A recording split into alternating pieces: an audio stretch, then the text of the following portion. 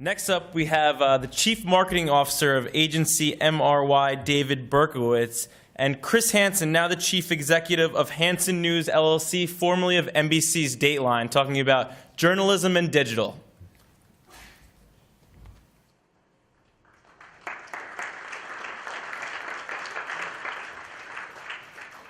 Why don't you have a seat right over there? Dreading that. You know it was coming. Yeah. Well, I'm of the age where my first exposure to computers was before I knew what the word internet meant. At Michigan State University, we had to take a computer class, and we had to learn a language called Fortran. And I could not ever conceive how this would help me to be a journalist at any time. Suddenly, we're using Twitter and Facebook and Reddit and everything else, and now, you know, obviously the goal has been to how do we get the word out about our product? How do we use these digital platforms? And how do we make money from it, quite honestly? And David clearly works in that space on a daily basis and helps companies and entities do that all the time. Yeah, and what got me into this whole space was to figure out how to make a living writing and not become a journalist. Because by the time I graduated school, it was already, I didn't want to write obituaries for a local paper for 5 years, and I didn't have that passion for just climbing that ladder. But creating content was really appealing, and it's also very funny when you start doing something earlier on that like content marketing was not a thing then, right? I mean, there wasn't the word for it back 15 years ago, but it was the whole end-all, be-all of what I wanted to do. And now all of a sudden it's trendy to say that, but it's not like there was any grand vision going into it. You know, it was interesting. You know, we obviously are trying to consistently reach, you know, the younger demographic, and we were able to do that with To Catch Your Predator because, to be quite honest, it was compelling to college kids who came up with a drinking game where every time I said, "I'm Chris Hansen," they'd take a shot of beer or schnapps or Fireball or whatever it was. But the lesson of reaching that demographic is that while they may have not have started to watch To Catch a Predator for altruistic, journalistic reasons, they will follow us, me, into whatever else we're doing.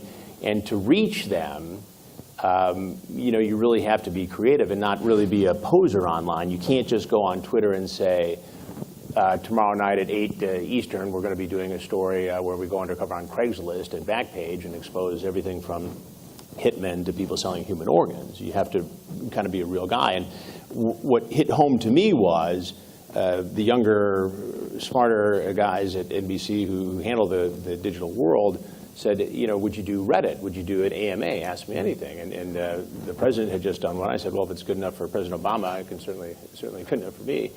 And we get on the thing, and the questions are very focused, smart people.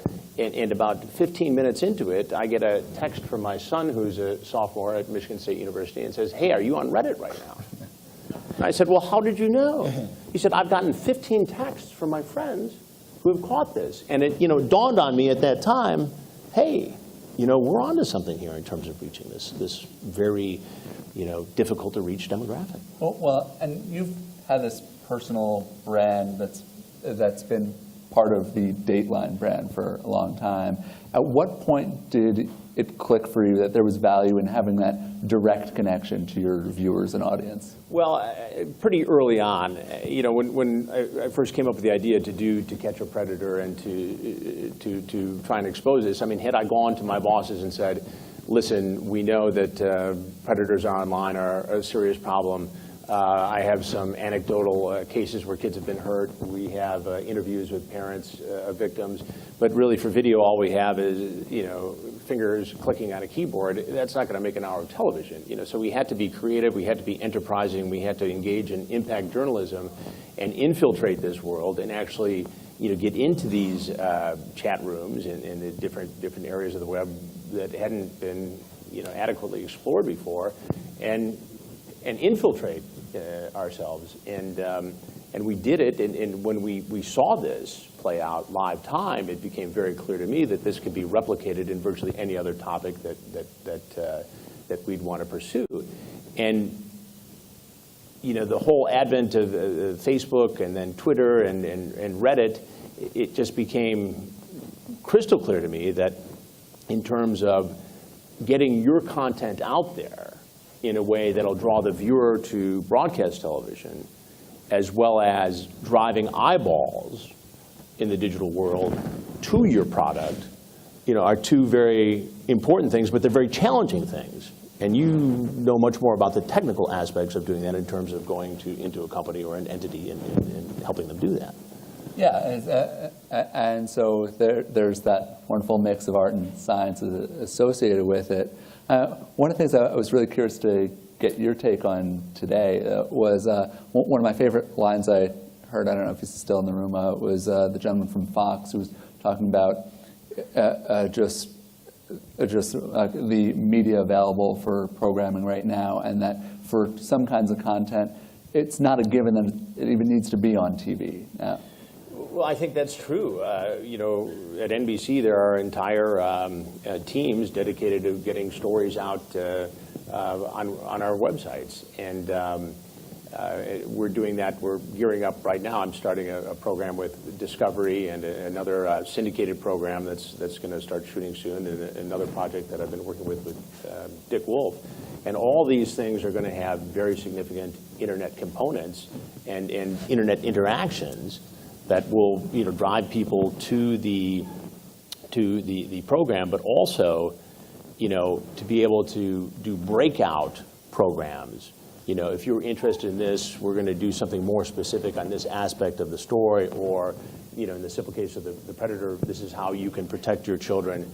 These are the links to find out if you have somebody like this prowling around your neighborhood. So it's almost like you're paying for, or you're offering a bonus to what has been on the broadcast. Would you still say, though, that for you and the work you've done and are doing now, that broadcast is still at the center of it?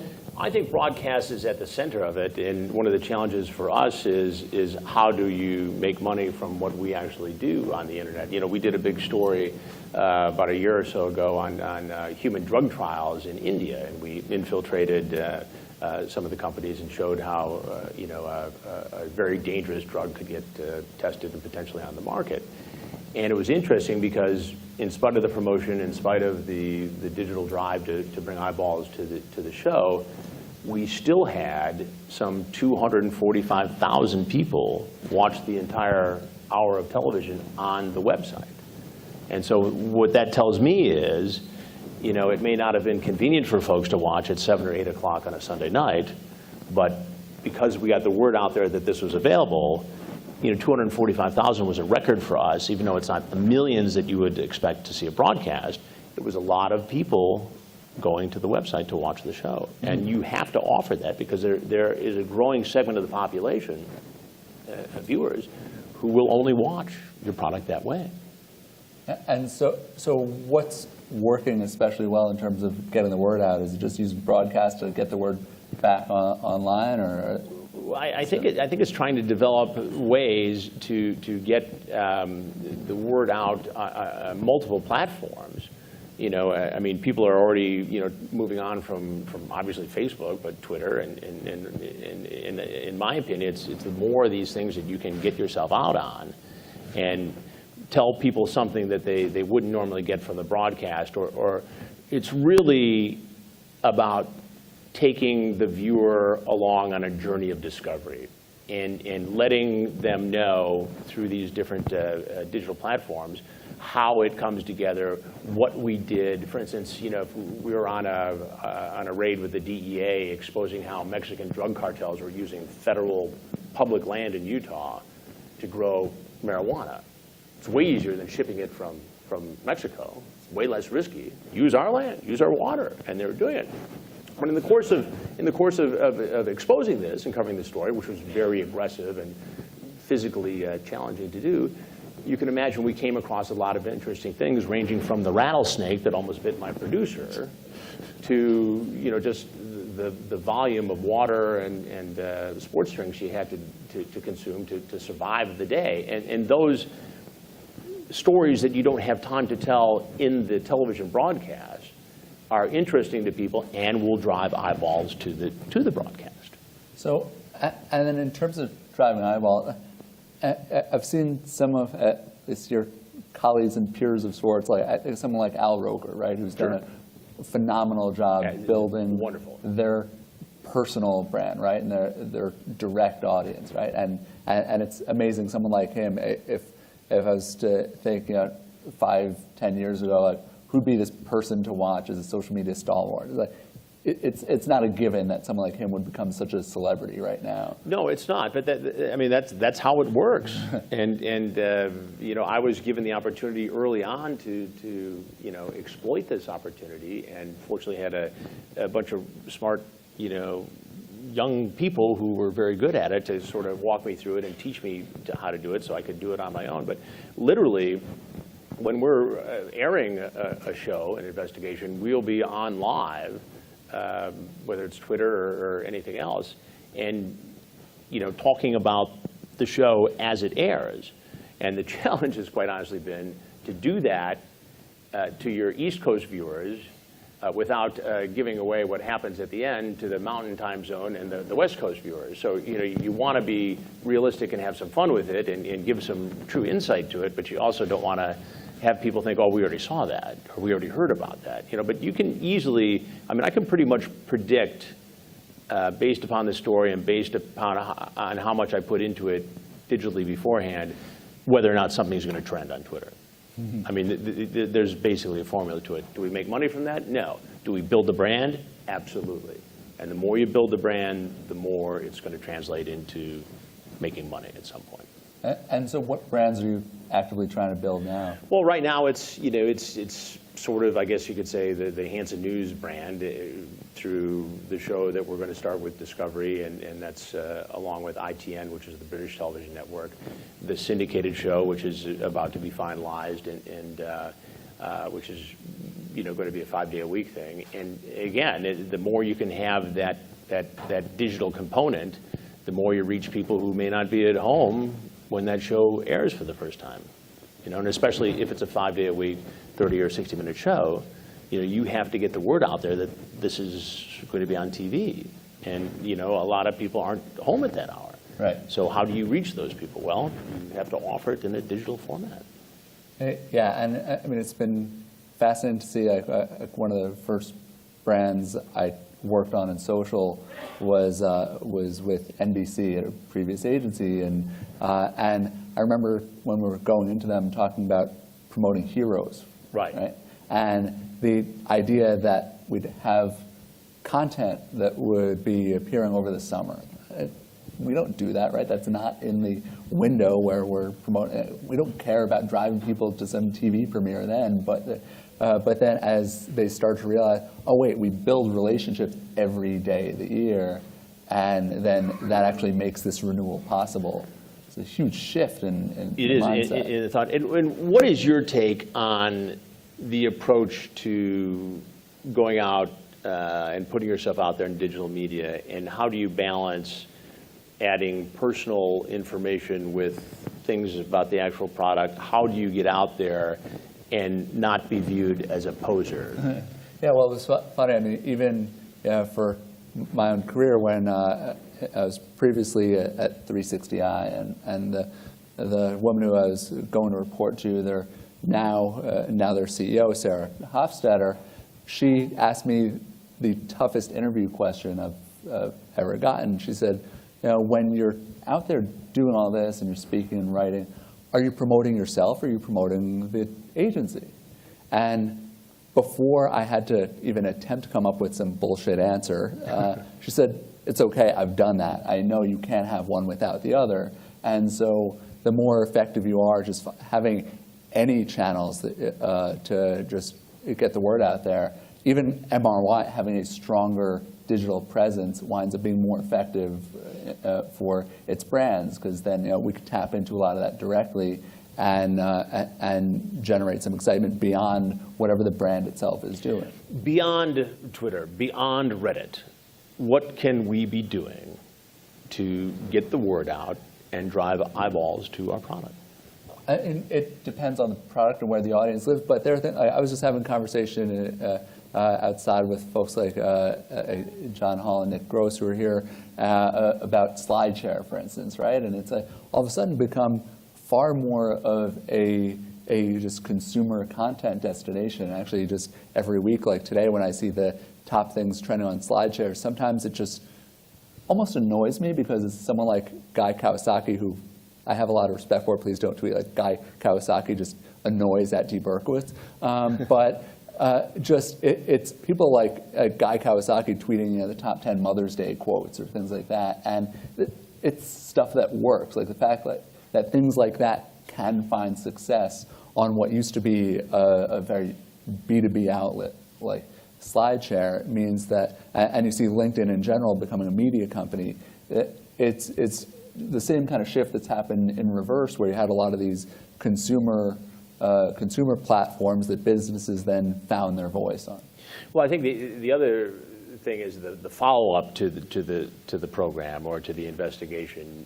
To have that live chat, I think is valuable because people can actually, ask their own questions and get their own information and be very precise about what they want to talk to you about. Yeah, and since you have such a good segue there, should we open it up to the floor? Absolutely. To anybody who has questions for either David or myself, we'd love to talk about it. Can't talk about anyone asking their own questions, and leaving the folks here out, unless the chocolate bar really put everyone in a bit of a coma, because that was some really damn good moose.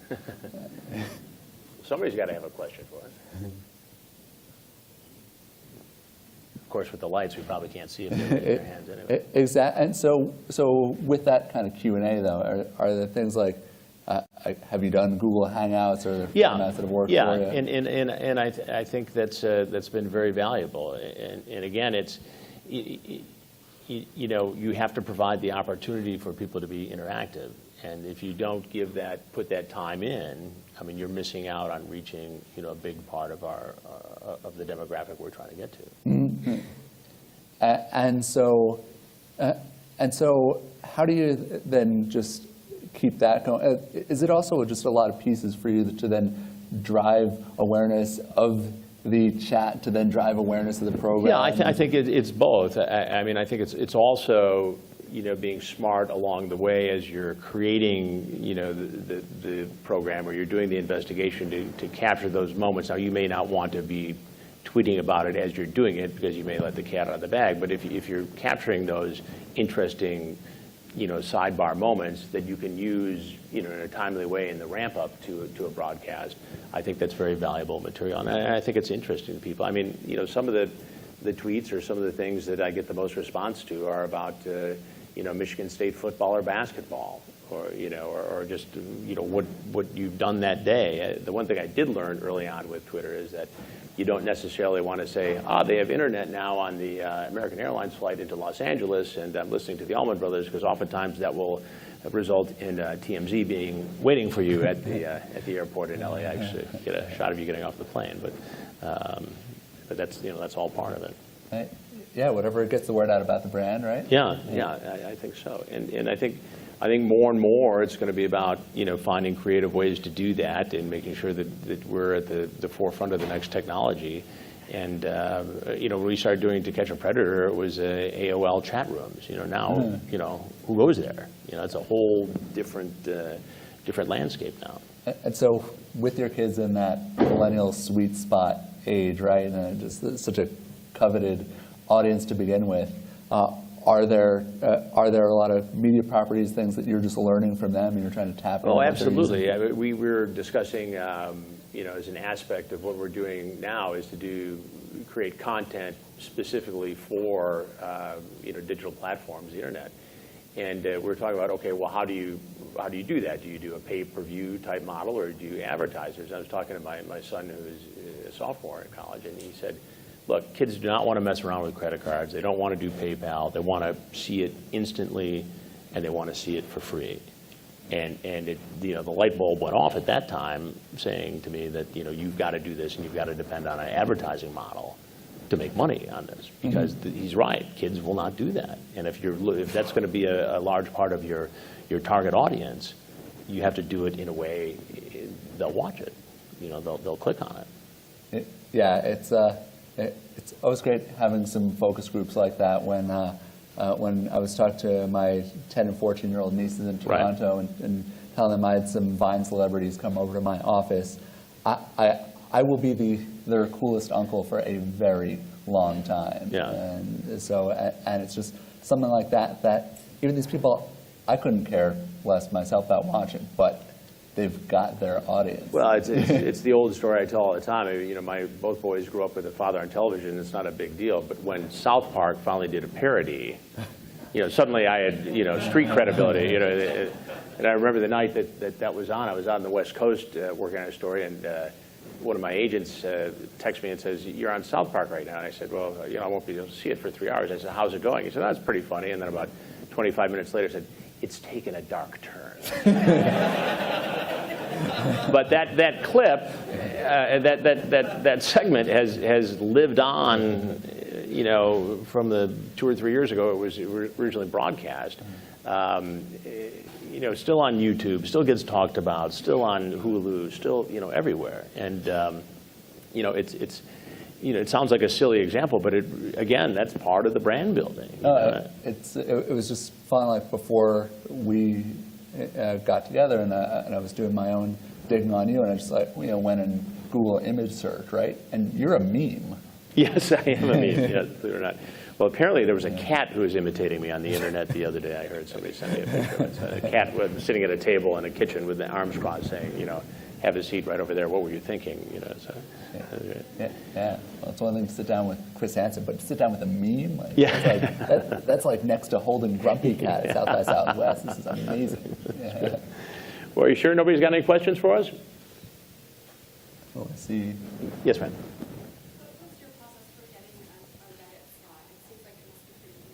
It's very competitive, and it's a twofold thing. One, our digital guys reach out, and we had started a discussion, a dialogue with Reddit, weeks and weeks in advance, and kind of said, "Hey, look, we've got this new franchise that we're doing called the Wild Wild Web, where we go undercover and infiltrate all the crazy stuff that goes on in Craigslist and Backpage." And they thought it was interesting, and they thought because of the nature of the investigations and how so much of it involves being on the internet, that it would be good. And we got a great response on it, and really, really good, tough, smart questions. And even though you can choose not to answer them, I mean, the key is to take some of the tough ones. And for instance, there was one, we did an investigation on daycare, and we found out about all these daycare providers for children who had criminal backgrounds and had been cited, yet they were still in business. And we had approached one of them, and we were having a pretty civil conversation, this fellow and myself, and I wasn't poking him with a sharp stick. I was just trying to give him his moment there. And the longer the interview went on, the more aggressive he got, and he was using the F word and this to Chris Hansen and Dateline, and there was a perception out there, as dramatic as television as it was, that I had sort of brought him into that, when actually in reality I was trying to settle the situation down.